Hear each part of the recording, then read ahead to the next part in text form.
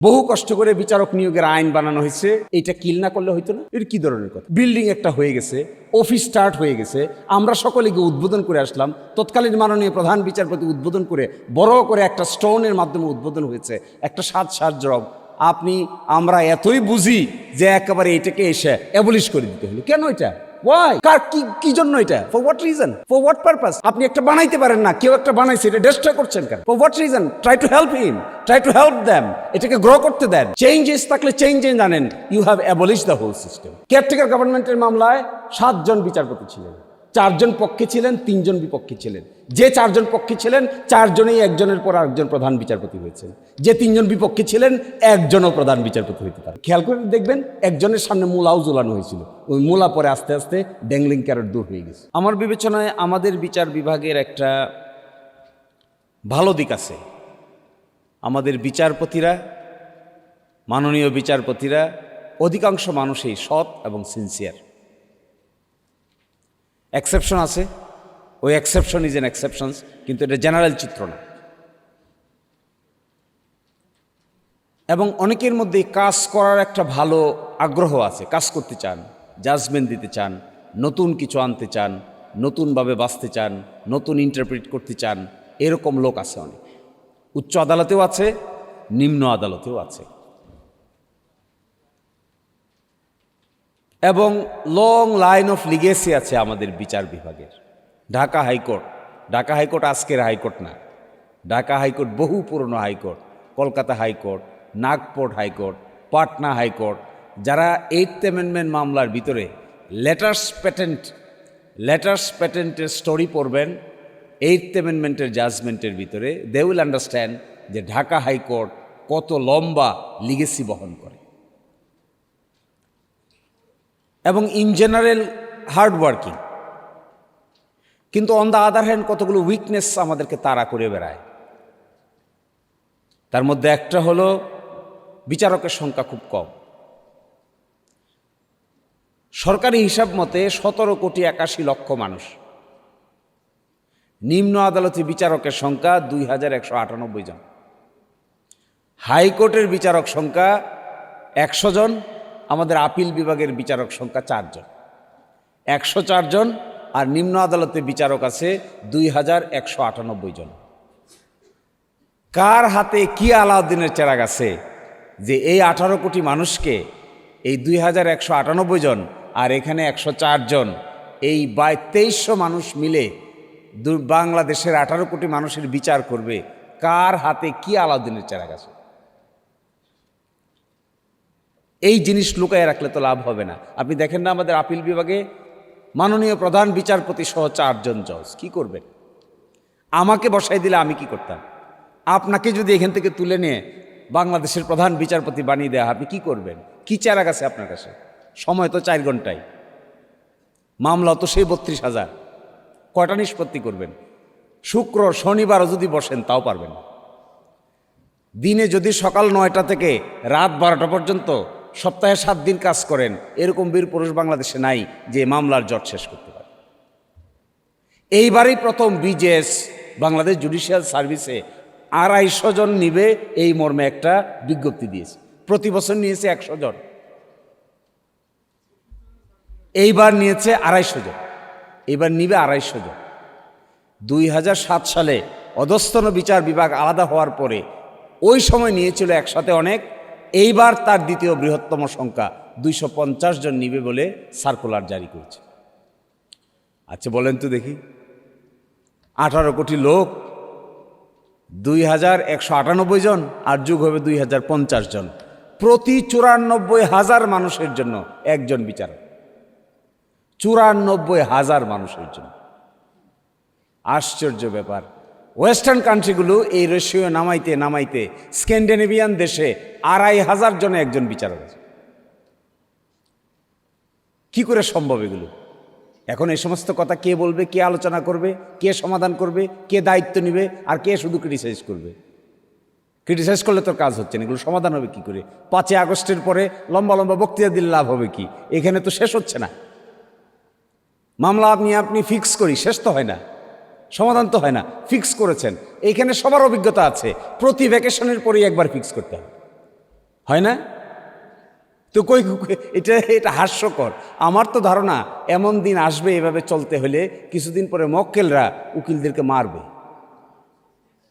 এখনই হাইকোর্টের বারান্দায় রোজ এই একটা দুইটা দুর্ঘটনার খবর পাওয়া যাচ্ছে। গত পরশুদিন আমি দেখেছি, বৃহস্পতিবার আমি দেখেছি নিচতলায়, ওল্ড ভবনের নিচতলার কোনায় উকিল আর মক্কেল মারামারি হইতেছে। ও বলতেছে টাকা নিছেন কেন, ও বলতেছে কইছেন আপনি এই করতে পারেন নাই কেন, আপনাকে আর বিশ্বাস করা যাবে না। এই নিয়ে কলার ধরছে একজন আরেকজনের, বারের প্রেসিডেন্টকে সমাধান করে দিয়ে আসছে। কে দায়ী এগুলোর জন্য? Why don't you speak up? কেন মুখ লুকায় বসে রয়েছেন? কেন আমরা একজন আরেকজনের দিকে সামান্য টাকা আয় করার জন্য হাঁকাহাঁকি করতেছি, কেউই মুখ খুলে বলি না? কি জন্য এটা, কি জন্য হচ্ছে এটা? কিসের আগাম জামিন? 3 মাস পরে একটা আগাম জামিন শুনানির জন্য হাইকোর্টে আসে। 3 মাস পরে আগাম জামিনের আর কোনো দরকার আছে? তো কি জন্য আসছিল হাইকোর্টে? আসছিল তো আগাম জামিন নিবে। আগাম জামিন আজকে ফাইল করছে, কালকে শুনানি হবে, পরশুদিন আদেশ হবে, লয়ার সার্টিফিকেট নেবে, 4 সপ্তাহ 8 সপ্তাহ প্রোটেকশন পাবে, নিম্ন আদালতে সারেন্ডার করবে। এই জন্যই তো আসছিল এই প্রোটেকশনটার জন্য। 3 মাসেও আপনি খুঁজে পাবেন না। তো খালি বিপ্লবের কথা বললে আর বড় বড় চেতনার কথা বললে তো এখানে আগাম জামিন নিষ্পত্তি হবে না। চেতনা থেকে বাইর হয়ে এসে রিয়েল লাইফে এই প্রবলেম সলভ করার টেকনিক বাইর করতে হবে, যদি সত্যিকার অর্থে আমরা বিপ্লবী হয়ে থাকি। আর যদি আমরাও অনেকটা তেলবাজিতে বিশ্বাস করি, তাহলে আমরাও দেখে না দেখে, বুঝে না বুঝে কোনো রকম নিজের জীবন পার করে আমরাও চলে যেতে পারবো, কোনো অসুবিধা হবে না। লজিস্টিক দেখেন, বিচারকদের দুষবেন, আমি পক্ষে বিপক্ষে দুই কথাই বলছি। বিচারকদের দুষবেন, আমাকে বিচারক বানায় গিয়ে দেখেন দেখি আমি তো 6 মাসই চাকরি করতে পারবো না। যে পরিমাণ ফাইল অ্যানেক্স ভবন, ওই ভবনের এক একজন মাননীয় বিচারপতির দরবারে আছে, উপর থেকে শুরু করে নিচের একেবারে আমরা আইনজীবীরা বসি পর্যন্ত লাইন ধরে কিছু কিছু ফাইল আছে, ধরলে পরে জোর করে ভেঙে পড়ে যেতেছে। সিভিল মামলার ফার্স্ট আপিলের ফাইল দেখলাম ভেঙে মিস আপিলের ফাইল ভেঙে পড়ে যাচ্ছে। লজিস্টিক কোথায়? কতক্ষণ কাজ করবেন একজন মাননীয় বিচারক? বিকাল 4টে পর্যন্ত কাজ করবেন, তার কোনো রিসার্চ অফিসার নাই, তার কোনো অ্যাসিস্ট্যান্ট নাই, তার কোনো ল ক্লার্ক নাই, তার এক বিওতে আমরা বসায় রাখছি, সে তো ফাংশন করতে পারছে না। এর মধ্যে ফাস্টেস্ট গ্রোয়িং বিচারক যারা আছে, যারা সত্যিকার অর্থে কাজ করতে চান, তার অ্যাসিস্ট্যান্স কি? যে সমস্ত আইনজীবীর ভালো ভালো চেম্বার আছে, এক এক চেম্বারে 8 জন 10 জন 15 জন পর্যন্ত কম্পিটেন্ট জুনিয়র কাজ করতেছে। আর এখানে ল ক্লার্ক কোথায়? বিচারকের জাজমেন্ট লিখবে কে? এডিট করবে কে? কারেকশন করবে কে? প্রতিদিন সকালবেলা এসে হাইকোর্টের কনস্টিটিউশনাল কোর্টের একজন বিচারক এসে অর্ডার কারেকশন করেন, কোনানা দাড়ি কমা বাদ গেল, কোনানা সেমিকোলন বাদ গেল। কারণ কি? এটা কারেকশন করারও কোনো লোক নাই। সুপ্রিম কোর্টে বহু যুদ্ধ করার পরে সর্বশেষে এক একজন মাননীয় বিচারপতির সঙ্গে একজন করে রিসার্চ অফিসার দিয়েছে। হাইকোর্টের রিসার্চ অফিসার লাগবে না? আপনি ভারতীয় সুপ্রিম কোর্টে গিয়ে দেখেন, প্রতি বিচারকের সঙ্গে 3 জন ল গ্র্যাজুয়েট পাস করা, দিল্লি ইউনিভার্সিটি থেকে, নেহেরু ইউনিভার্সিটি থেকে, first class, first, second, third, তাদেরকে সরাসরি এনে বিচারকদের ল ক্লার্ক হিসেবে অ্যাপয়েন্টমেন্ট দেওয়া হচ্ছে। আমাদের দেশে অ্যাটর্নি জেনারেল অফিসে for the first time UNDP না কার অর্থায়নে আমি দেখলাম বেশ কয়েকজনকে ইন্টার্ন হিসেবে অ্যাপয়েন্টমেন্ট দিয়েছে বিভিন্ন ইউনিভার্সিটির ছাত্র থেকে। কেন বিচারকদের সঙ্গে দিতে হবে না? এটা সম্ভব? সারাদিনে 200 বেল পিটিশন শুনানি হয়, পরের দিন সকালবেলা এসে উনি এটা টাইপটা ঠিক আছে কিনা দেখবেন, কারেকশন দেখবেন। আরে হাইকোর্ট এগুলো দেখবে নাকি? হাইকোর্ট দেখবে আইনের বিরাট ইন্টারপ্রিটেশন করবে মাননীয় বিচারক। কনস্টিটিউশন ফলো করা হচ্ছে কি হচ্ছে না এইটার ইন্টারপ্রিটেশন দিবে। এটা তো আপিলের জুরিসডিকশন, রিভিশনাল জুরিসডিকশন। এইখানে অনেক ডিপ আন্ডারস্ট্যান্ডিং অফ ল হবে, আগের লকে চেঞ্জ হবে, নতুন ইন্টারপ্রিটেশন হবে, নতুন টাইম আসছে, জগৎ আসছে, টেকনোলজি চেঞ্জ হয়ে গেছে। কিন্তু অ্যাসিস্ট্যান্সের অভাবে যে সমস্ত মাননীয় বিচারকগণ এখানে কাজ করতে চান, আমি দেখি তারাও সঠিকভাবে কাজ করতে পারবেন না। এবং তাদের রেমুনারেশন কি? যারা জমজমাট আইনজীবী, মাসে তো 20 লাখ 50 লাখ টাকা আইনজীবীরা আয় করে, একজন মাননীয় বিচারক সারাদিন কাজ করার পর তার রেমুনারেশন দেয় 1,20,000 টাকা, 1.5 লাখ টাকা। দেখেন তো এই রেমুনারেশন দিয়ে আপনি চলতে পারেন কিনা, আপনার সংসার চলে কিনা? আমি 2-1 মাননীয় বিচারকদের চিনি যারা খুব ভালো আইনজীবী ছিলেন, এবার বিচারক হয়েছেন, তারা এমন অর্থকষ্টে আছেন এমন অর্থকষ্টে আছেন যে কে না আমার ধারণা দু একজন রাগ করে প্রেস্টিজিয়াস তারা রাগ করে কোন দিন না জানি রিজাইন করে চলে যায়। কি করে সম্ভব 1.5 লাখ টাকা দিয়ে সংসার চলবে? কিভাবে পসিবল? এই ভদ্রলোককে তো সাপোর্ট দেওয়া হচ্ছে না, তার রিসার্চ অফিসার নাই, তার ল ক্লার্ক নাই, তার টাকা পয়সার সাপোর্ট নাই, তাকে আমরা অনেস্ট থাকতে বলতেছি, তাকে আমরা কাজ করতে বলতেছি, দিনের রাতে 24 ঘন্টা কাজ করতে বলতেছি। অথচ গিয়া দেখেন আপনি সেই বিটিভির বাজেট হলো প্রায় 2,500 কোটি টাকা, আর বিচার বিভাগের বাজেট হলো মাত্র 253 কোটি টাকা। কি আশ্চর্য জগতে আমরা বসবাস করি। আমরাই আবার চেতনার কথা বলি, ওই চেতনার নাম জুলাই চেতনা, ওই চেতনার নাম মুক্তিযুদ্ধের চেতনা। কই এই চেতনা? এখানে এসে 500 কোটি টাকা বাজেট হয় না কেন? এই চেতনা এসে এখানে 1000 কোটি টাকা বাজেট হয় না কেন?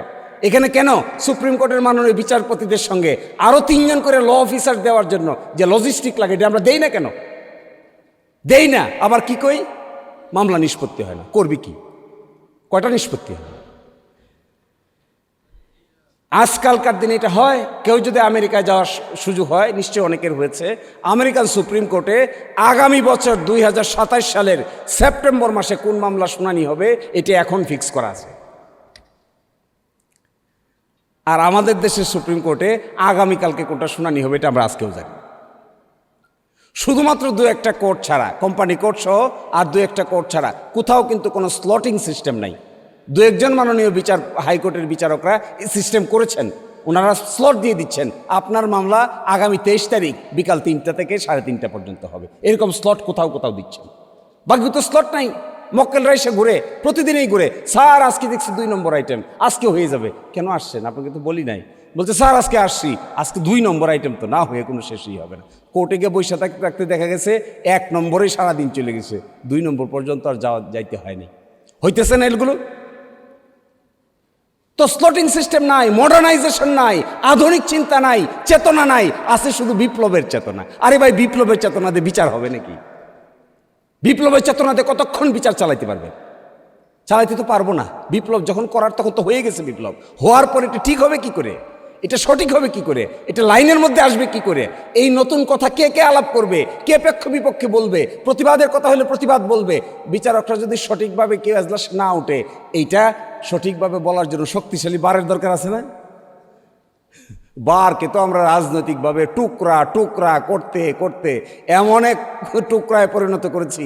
এখন একদিন গত পরশুদিন দেখলাম, বৃহস্পতিবারে মাননীয় প্রধান বিচারপতি বলতেছিলেন এক সময় নাকি এরকম শক্তিশালী বার ছিল যে মাননীয় প্রধান বিচারপতিরা যে বেঞ্চ ডিস্ট্রিবিউট করতেন, এইটাও বারের নেতৃবৃন্দের সঙ্গে কনসাল্ট করে করতেন।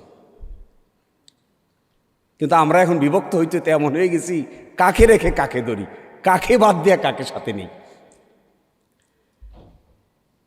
এবং ইনস্টিটিউশনাল ফাইন্যান্সিয়াল ইন্ডিপেন্ডেন্স নাই তো।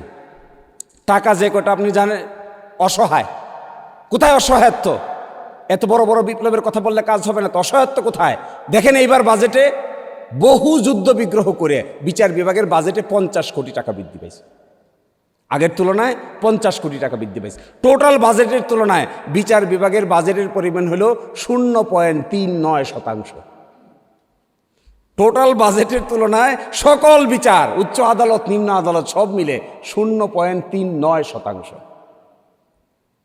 এইগুলো নিয়ে কথা না বলে বিচার না পাই নাই, মামলা হয় নাই। কি করে মামলা হবে ভাই? ম্যানেজমেন্ট নাই, সিস্টেম নাই, নতুন কিছু নাই, ইন্ট্রোডাকশন নাই, মামলাটা হবে কি করে? আমি আপনি তো ঠিকই স্মার্টফোনের উপরে আছি, আপনার কোর্ট তো স্মার্টফোনের সিস্টেমে চলছে না, হচ্ছে না তো। এটা বহু কষ্ট করে বিচারক নিয়োগের আইন বানানো হয়েছে, সুপ্রিম আরেকটা সেপারেট জুডিশিয়াল সেক্রেটারিয়েট বানানো হয়েছে। এইটা কিল না করলে হইতো না? এর কি ধরনের কথা?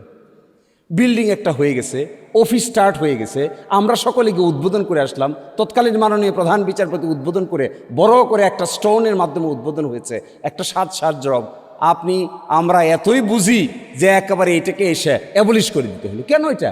ওয়াই? কি জন্য এটা? For what reason? For what purpose? আপনি একটা বানাইতে পারেন না, কেউ একটা বানাইছে, এটা ডিস্ট্রয় করছেন কেন? For what reason? Try to help him, try to help them, এটাকে গ্রো করতে দেন। চেঞ্জেস থাকলে চেঞ্জ জানেন, you have abolish the whole system. How funny is this? আমার কাছে তো ফান মনে হয়। 116 মামলা করলাম আমরা। এই যে সনদের কথা আছে, এই যে সনদের মধ্যে দেখেন, এই সনদের মধ্যে সকলে মিলে এক চ্যাপ্টার দিছে, নাম বিচার বিভাগ। এর প্রতিটা হেডলাইনে আছে আপিল বিভাগ থেকে প্রধান বিচারপতি হবেন যিনি জ্যেষ্ঠতম বিচারপতি হবেন, তিনিই প্রধান বিচারপতি হবেন। এই নিয়ে এই দেশে তুগলকি কাণ্ড হয়েছে, কাকে প্রধান বিচারপতি বানানো হবে, কাকে বানানো হবে না, মূলা ঝোলানো হয়েছে। কেয়ারটেকার গভর্নমেন্টের মামলায় আমি আগেই বলছি যে খোলামেলা আলোচনা হবে, আমি আগেই বলছি, এগুলো নিয়ে কেউ মাইন্ড করবেন না। কেয়ারটেকার গভর্নমেন্টের মামলায় 7 জন বিচারপতি ছিলেন, 4 জন পক্ষে ছিলেন, 3 জন বিপক্ষে ছিলেন। যে 4 জন পক্ষে ছিলেন 4 জনেই একজনের পর আরেকজন প্রধান বিচারপতি হয়েছেন। যে 3 জন বিপক্ষে ছিলেন একজনও প্রধান বিচারপতি হইতে পারেন। আপনারা খেয়াল করে দেখবেন একজনের সামনে মূলাও ঝুলানো হয়েছিল, ওই মূলা পরে আস্তে আস্তে ড্যাংলিং ক্যারট দূর হয়ে গেছে। এখন এই সমস্ত বিষয়গুলো শুনতে কেমন শোনা যায়, but somebody should start discussion. এগুলোই তো বিপ্লবের চেতনার মধ্যে আসতে হবে যে এই কাজ আর করবো না, বিচারকদের সামনে আর মূলা ঝোলাবো না, এটাই তো হইতে হবে কথা। আপনি হাইকোর্ট থেকে সুপ্রিম কোর্টে নেবেন, আপনি আপনার পছন্দ মতো লোক খুঁজেন, তা কি করে হবে? আপনি দেখবেন সৎ কিনা, আপনি দেখবেন দক্ষ কিনা, আপনি দেখবেন বিচার কাজ সম্পন্ন করতে পারে কিনা, আপনি দেখবেন একজন মানুষ জাজমেন্ট লিখতে পারে কিনা, ইফিশিয়েন্ট কিনা, এগুলো আপনি দেখবেন। এগুলো না দেখে যদি আপনি সেই 67 ডিএলআর হাইকোর্ট ডিভিশন 317 দেখেন তাহলে তো মুশকিল হবে। 67 ডিএলআর এর ব্যাপারে কেন বলি, 69 ডিএলআর হাইকোর্ট ডিভিশন 317 রাগিব রব ভার্সেস বাংলাদেশ। হাইকোর্টের বিচারক নিয়োগের একটা, আমার সময় মনে হয় শেষ, আমি শেষ করে দিচ্ছি।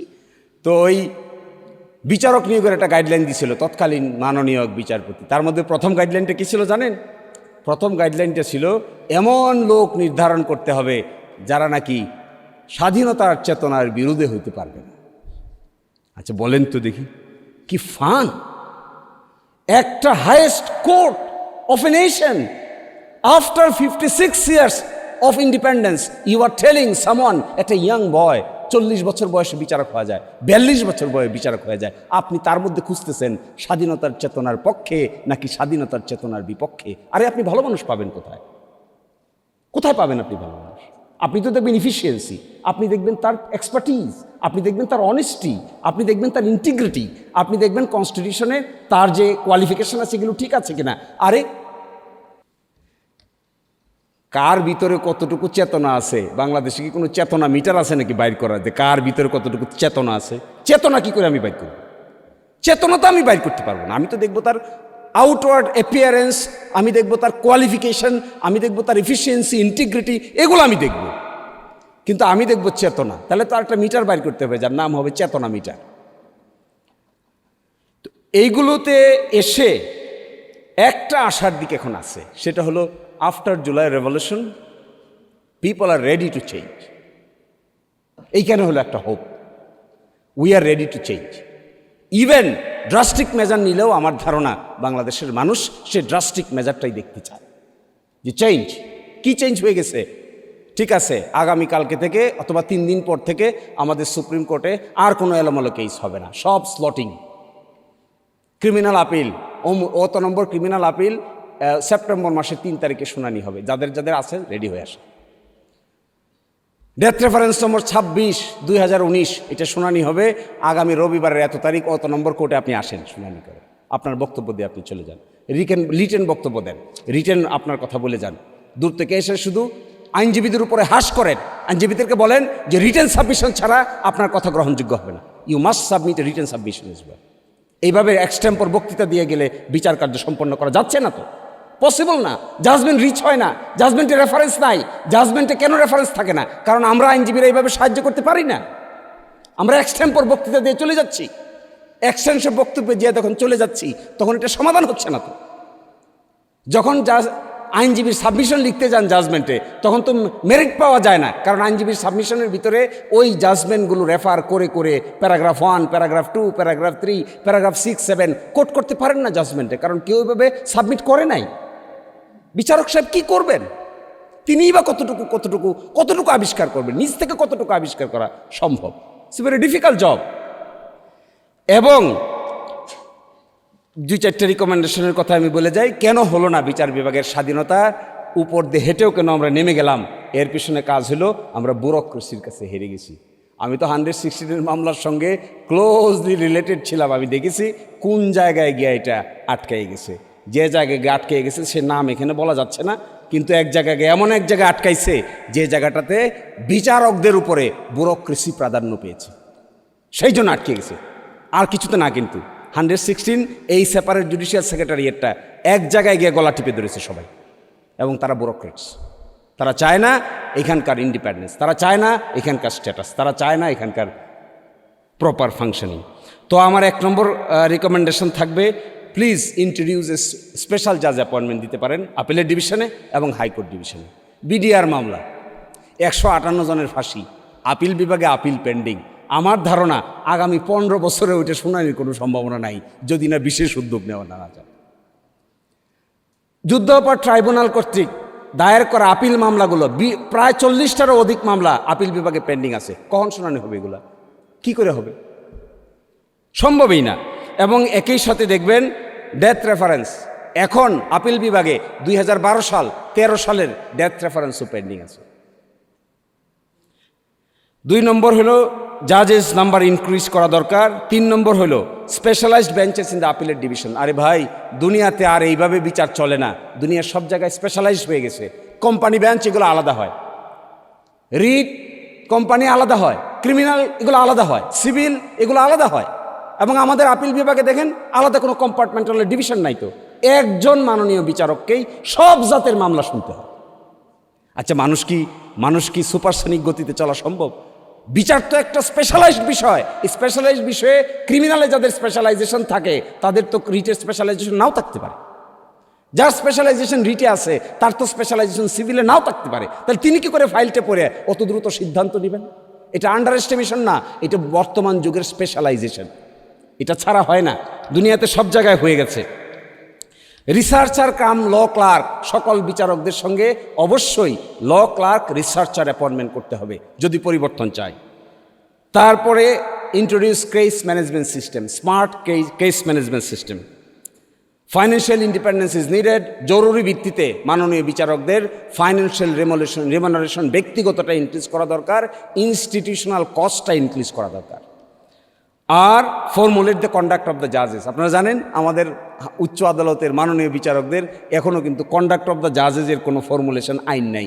শুধু 16th অ্যামেন্ডমেন্ট কেসের ভিতরে প্যারাগ্রাফে আপনি দেখবেন 391 প্যারাগ্রাফের ভিতরে, যেটা রিপোর্টের আছে 71 ডেলার আপিলের ডিভিশন পেজ 52, এর ভিতরে এক জায়গায় 16th অ্যামেন্ডমেন্ট কেসের ভিতরে কোড অফ কন্ডাক্ট বলে অ্যাপ্রুভ করে দিয়েছে, কিন্তু কোনো গেজেট পাবলিশ কোনো কোড অফ কন্ডাক্ট মাননীয় বিচারকদের নাই, আজ পর্যন্ত নাই। নিম্ন আদালতেরও নাই, উচ্চ আদালতেরও নাই। আর establish independent attorney service. Attorney service independent না হইলে সঠিক বিচার ডেলিভারি করা ভেরি কঠিন। সরকার আসে, অ্যাটর্নি জেনারেল অফিস হায়ার হয়ে যায়, সরকার যায়, অ্যাটর্নি জেনারেল অফিস ফায়ার হয়ে যায়। এই যে হায়ার এবং ফায়ার, এইটা তো কোনো উন্নত বিচারিক সিস্টেম না।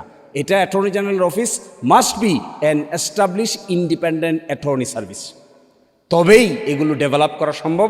আমি অনেক কথা বলেছি যেগুলো আমার কাছে মনে হয়েছে 5ই আগস্টের পরে এই সমস্যাগুলোর সমাধান করতে পারাই হবে চেতনার প্রকৃত লালন। আর যদি এই সমস্যার সমাধান করতে না পারি, কে আমরা কতটুকু অবদান রেখেছি, কে গুলি খেয়েছি, কে রাস্তায় গিয়েছি, এই সমস্ত আলোচনার মধ্যে থাকি, ওই গুলি আর আলোচনা সুপ্রিম কোর্টের 18 কোটি মানুষের বর্তমান সময়ের বিচারের ক্রাইসিসকে মোকাবেলা করার জন্য যথেষ্ট হবে না। যথেষ্ট তখন হবে যখন একজন মানুষ এখানে আসবে, আগের দিন আসবে, 2 দিনের ভিতরে, 1 সপ্তাহের ভিতরে সে জেনে যাবে আমি হারছি অথবা আমি জিতছি, বাস শেষ। এর চাইতে বড় 5ই আগস্টের চেতনা আর কি হতে পারে? সবাই ভালো থাকবেন। আল্লাহ হাফেজ।